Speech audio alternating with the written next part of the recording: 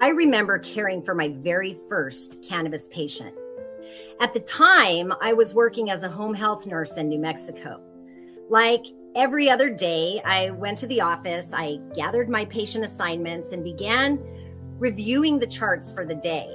As I opened one chart, something immediately caught my attention. At the top of the medication record was a single word, written in all capital letters, cannabis. I paused. As a nurse, I had never seen cannabis listed as a medication before. I wasn't sure what to think. I was curious. I had questions. And honestly, I wasn't entirely sure what I was walking into. That day, I met a patient. I'll call him Kevin. Kevin was one of the first legal medical cannabis patients in New Mexico. Patient number 5, to be exact. As I completed my nursing assessment, I learned that his caregiver cultivated his medicine and prepared many different formulations to help with different symptoms. There were tinctures, edibles, topicals, and of course, flower. What began as a routine nursing visit became something much more meaningful. I wasn't simply learning about a plant.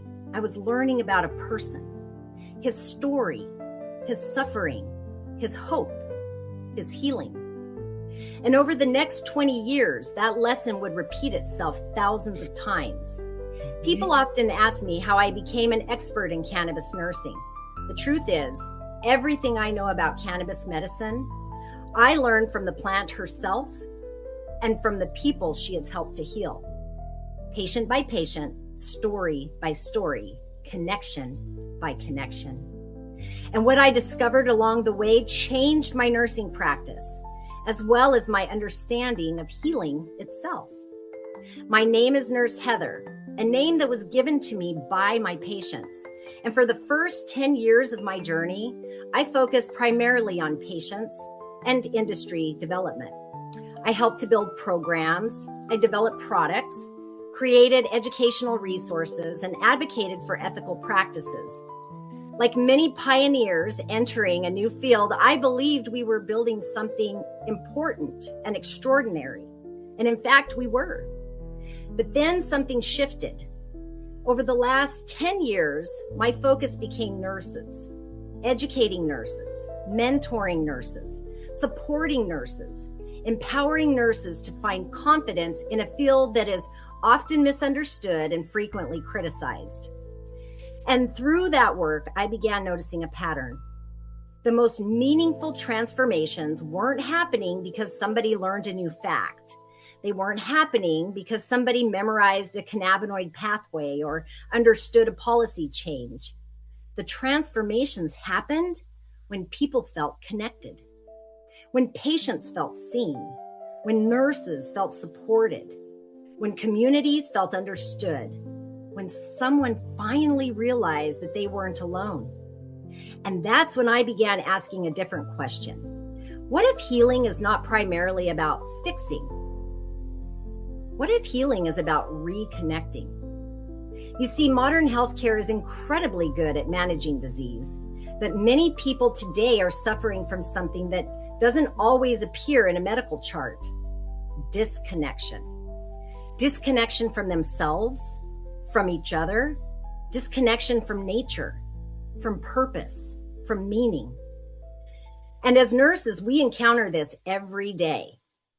We see it in patients who feel invisible, in families carrying grief, in healthcare professionals experiencing burnout, in communities searching for belonging.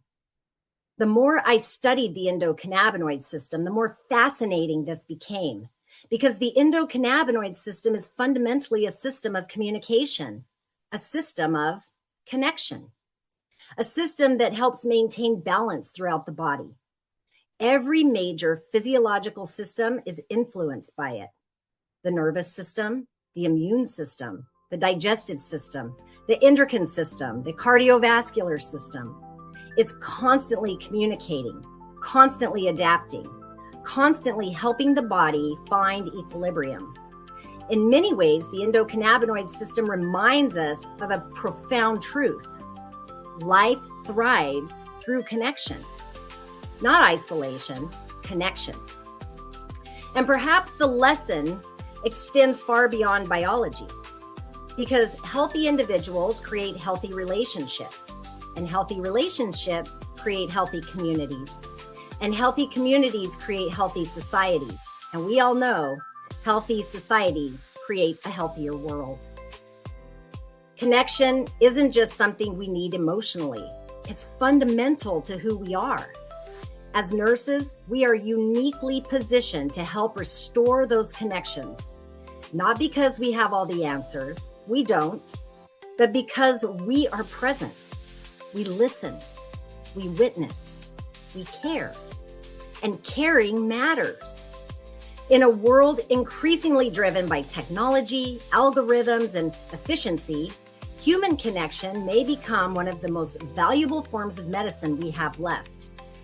The future of healthcare will certainly include advances in science. It will include innovation and new discoveries.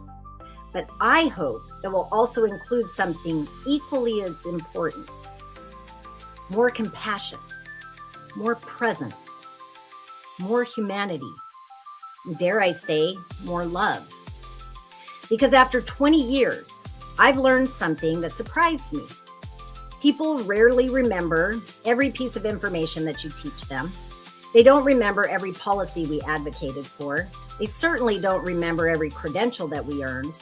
But like Maya Angelou says, they remember how we made them feel. They remember whether they felt safe, whether they felt valued, whether they felt heard, whether they felt loved. And when I reflect on my career, I realize something. I thought I was helping to build an industry, but I was really building connections. Connections between nurses and patients. Connections between science and compassion. Connections between people and plants. Connections between individuals and their own capacity to heal. And perhaps that's what my first patient, Kevin, was teaching me all those years ago. Not simply how cannabis works, but how healing works. Healing begins when people feel connected to themselves, connected to others, connected to hope, to possibility, to love. So when people ask me today what legacy I hope to leave behind, my answer is simple. I don't hope to be remembered for founding organizations or building programs or pioneering a specialty. Those things matter, but they're not the legacy. The legacy is the people, the lives touched, the nurses empowered, the patients supported, the communities strengthened, the love shared. Because in the end, the greatest medicine we leave behind is not what we accomplish. It's how much we cared and how deeply we loved. And that is the legacy that we leave. Thank you.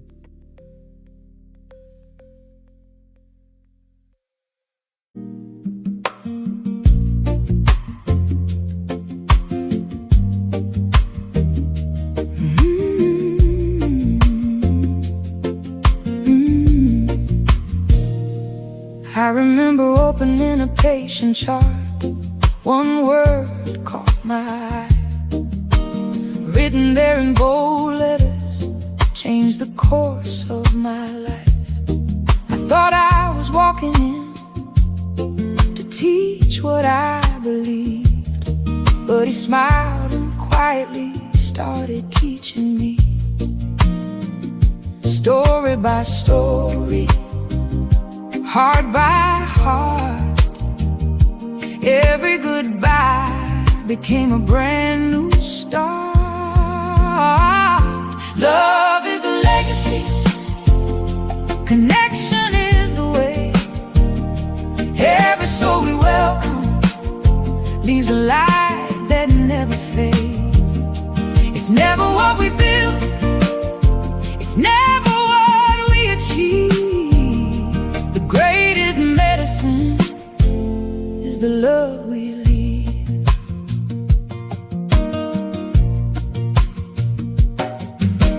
20 years of listening, one patient at a time.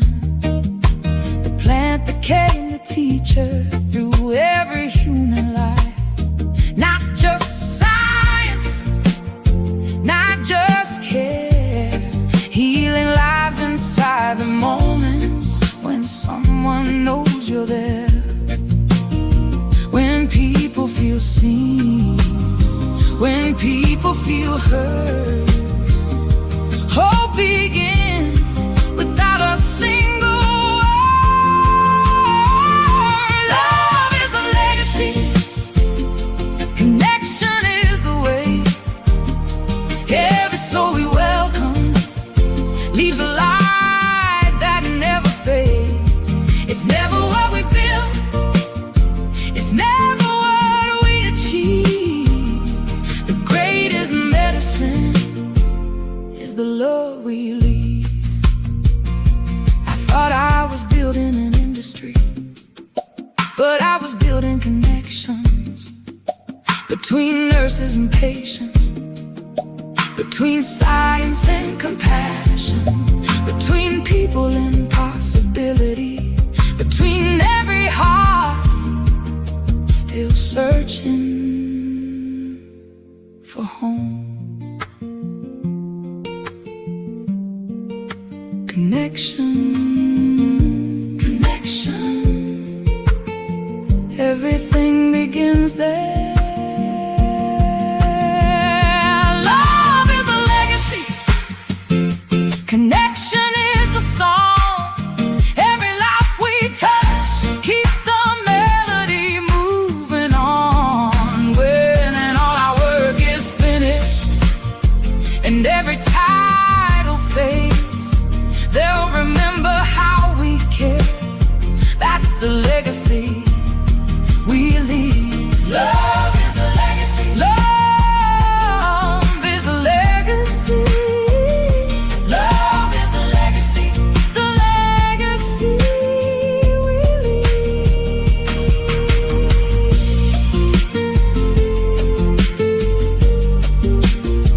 Healing begins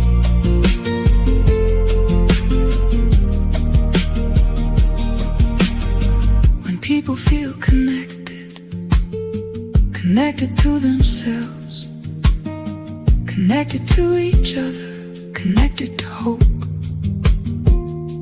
connected to love. That's the legacy we leave.